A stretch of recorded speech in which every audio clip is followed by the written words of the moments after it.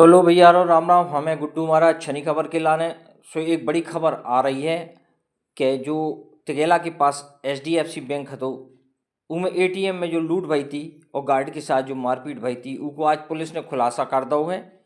और जो खुलासा तब करू है जब पुलिस का आरोपियन ने दांतन छका लो और पुलिस ना से माए भटकत रही। बड़ी मुश्किल के बाद पुलिस ने उन्हें पकड़ पाओ। सो जा एक रिपोर्ट देखो छनी खबर की के पांडे जी अनुभागीय अधिकारी हैं का कह रहे सुनो। सारे लोग रूबरू हैं उस घटना से, फिर भी मैं एक बार जस्ट रिपीट करता हूँ ताकि बात पूरी रह सके। फरियादी राजेंद्र प्रसाद जी जो HDFC ATM का जो गार्ड है, राजेंद्र प्रसाद जी की बात है। उनकी जुबानी रिपोर्ट है कि 1/9 को रात करीबन 10 बजे 10:30 बजे कह रहा हूँ HDFC बैंक निवाड़ी में ATM सुरक्षा में वो तैनात थे। वो उनका ड्यूटी थी।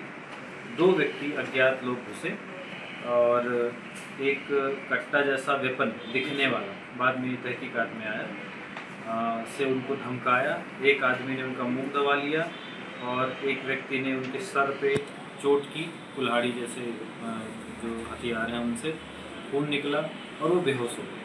इसके आगे की कहानी जब हम तफ्तीश करने पहुँचे तो उसमें जो CCTV फुटेज है बैंक का ATM का, उसके आगे बढ़ पाए। बहरहाल प्रथम दृष्टया गंभीर अपराध था जिसमें जो गार्ड हैं राजेंद्र प्रसाद जी, उनका मोबाइल लूट लिया गया और ATM डिस्प्ले यूनिट जो ऊपर की है वो उखाड़ के ले गए थे, जैसा कि आप सब लोग जानते हैं।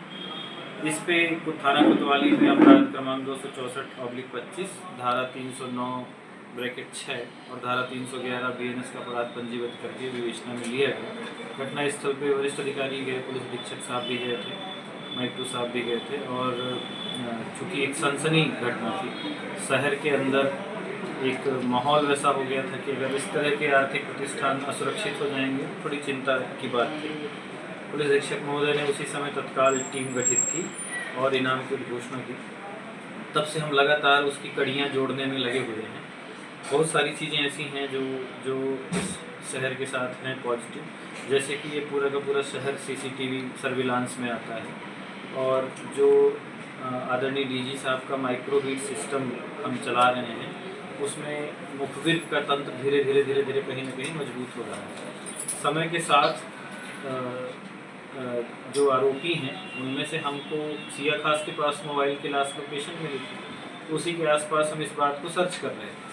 तो मुखबिर की सूचना और उनकी सर्विलांस की हेल्प की वजह से हमको ये समझ में आया कि दरअसल इनके आने का रूट क्या था, जाने का रूट क्या था, जो गार्ड की वर्दी पहने थे उसमें क्या छोटे छोटे प्रिंट्स हैं। छोटी छोटी तकनीकी मदद से हम इस बात तक पहुंच पाए कि हमारा जो मुख्य मुलजिम है वो किस तरह के बैकग्राउंड से बिलोंग करता है। और ये कल की बात है, उससे ये स्पष्ट हुआ। जो हमारा पहला आरोपी है, जो मुख्य आरोपी है, वो है परमानंद उर्फ मजले। सबसे पहले पुलिस ने परमानंद उर्फ मजले तक हम पहुँचे, जो बहुत लंबे समय से छिपे हुए थे। त्यौहार होने की वजह से शायद इनको डर कम हुआ होगा, तो हमारे मुखबिरों के रडार में आए। उसके पास से हमको ATM तोड़ने में जो प्रयुक्त किया गया सब्बल है, जो हीरो होंडा HF डिलक्स गाड़ी बिना नंबर की है, इसमें भी हमने पता किया जो मझेल से रिकवर किया, ये थाना जनकगंज ग्वालियर से 5/8/25 को चुराई हुई है। मैं आपको बताता चलूँ इसी बीच में कि परमानंद उर्फ मझले का क्राइम रिकॉर्ड अच्छा खासा है, संपत्ति संबंधी अपराध पहले भी उसने किए हैं।